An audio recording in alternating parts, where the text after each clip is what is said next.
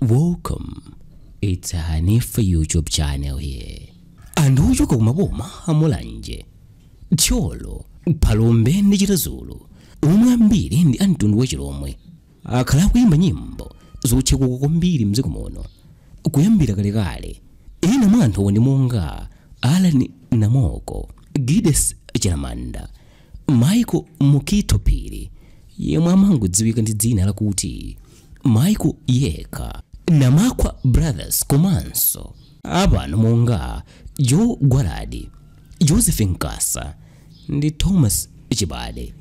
Anthuwa ayimba nyimbo zomwe mzika za dziko lino sizidzayiwala ndipo amapatsidwa ulemu kwambiri kamba kaluso lawo. Anthuwa ali ndi luso lolongosolera nkhani mu nyimbo zawo lomwe limapereka chidwi kwambiri kwa omvera ndikupanga kuti anthu omverawa nyimboyi ayikonde. Pakadali pano kuchoka ku dera la Lhomwe wabwera mnyamata wina yemwe akuzitcha kuti Giboh Pearson, ndipo nyimbo yomwe yavuta mdziko muno panopa ndi yotchedwa izathela mapenate.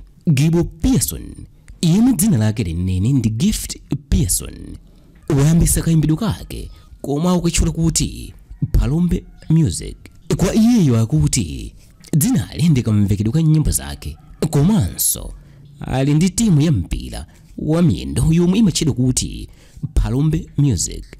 Nyimbo zake zonse mukazimvera mukumamveka kaphokoso kachikhalidwe, ndipo iyeyo anagwirisa kamvekedweko nkusakaniza ndi mayimbidwe ake, ndipo imeneyo ndi Phalombe music. Izi ndi malingana ndi kuyankhula kwake kwa iyeyo Giboh Pearson.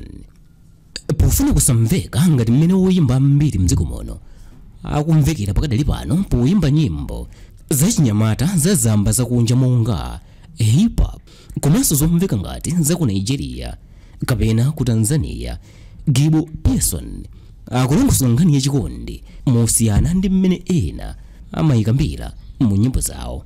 Mu izathela mapenate iyeyo akuwuza wachikondi wake kunena kuti akazango musiye ndiye kuti basi adzamuloza kapena kumulengera kasipa.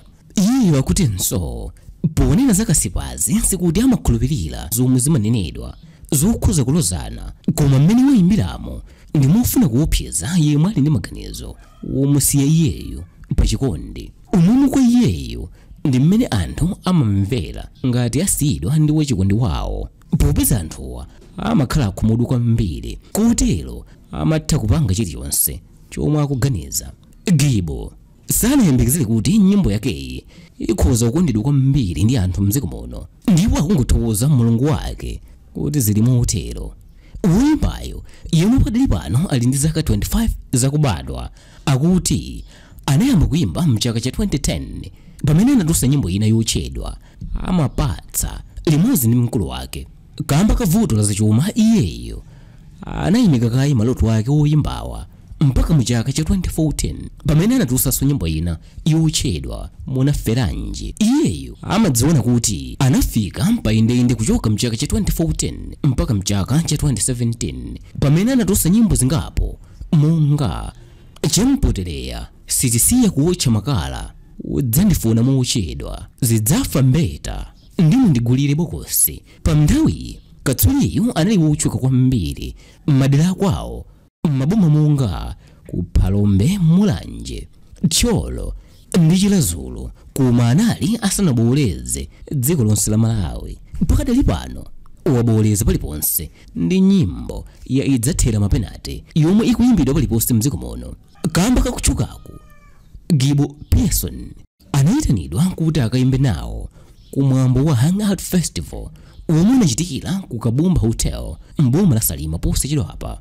Kwa iyeyo akuti unali mwayi waukulu kukaonesa anthu luso lomwe iyeyo ali nalo. Iyeyo akutinso wakhala akuyimba m'malo osiyanasiyana, koma kuyitanidwa kukayimba kumwambo omwe kumakhalanso oyimba ochoka m'mayiko akunja ndi chinthu cha mtengo wapatali kwa iyeyo.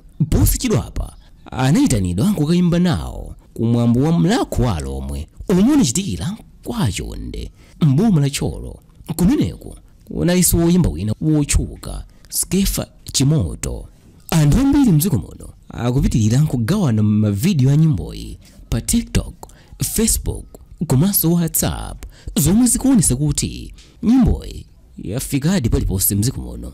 Apatu Giboh Pearson waonesa kuti boma la Phalombe kuli luso lalikulu kwambiri mdziko muno, poti pakatipa limangodziwika ndi mankhwala ogonana monga tseketseke. Katswiriyo wabwera nthawi yomwe ambiri mdziko muno samayembekezera ndipo watutumusa ankhalakale mu nyimbo. Pamene mayimbidwe mdziko muno achuluka ndi omwe amadzimva oyimba chiyankhulo cha Chingerezi ndi mavalidwe amakono, iyeyo wabwera ndi saundi yomwe mbuyomo anthu akhala akuinyoza kunena kuti ndiye chimidzi. Nyimboyi ikumabwera motere. Malawian star Giboh Pearson, izathela mapenate baby, ukazangoyesa kundisiya nzakupengesa misala.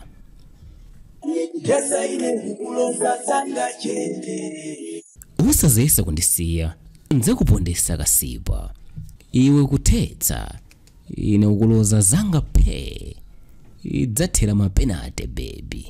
Awiri sangayende asanapangane, kodi uvomereza uzakhala nane ngati uzandisiye ndi masuledi undiuze chikondi chisanakuledi ndipo nthawi ndili nayo ndikukhansuletu zoti ndiye wanga ndisamachuledi ukadikira kuti undiyuze kenako uzandiswele mtima uzandimva kuning'ina pobweza sindizakumenya kapena kukutukwana ndi mawu ndizakusandusa mang'ina. Izathela mapenate baby, ine ndili nganganga pambuyo pa iwe baby, osichita mantha ine ndimasamala za iwe. Kulikonse ungafune tiye tipite, chilichonse ungafune nena ndichite. Nchani sindikukwanisa baby, ndichite tidzimvana ngati SJ ndi BJ.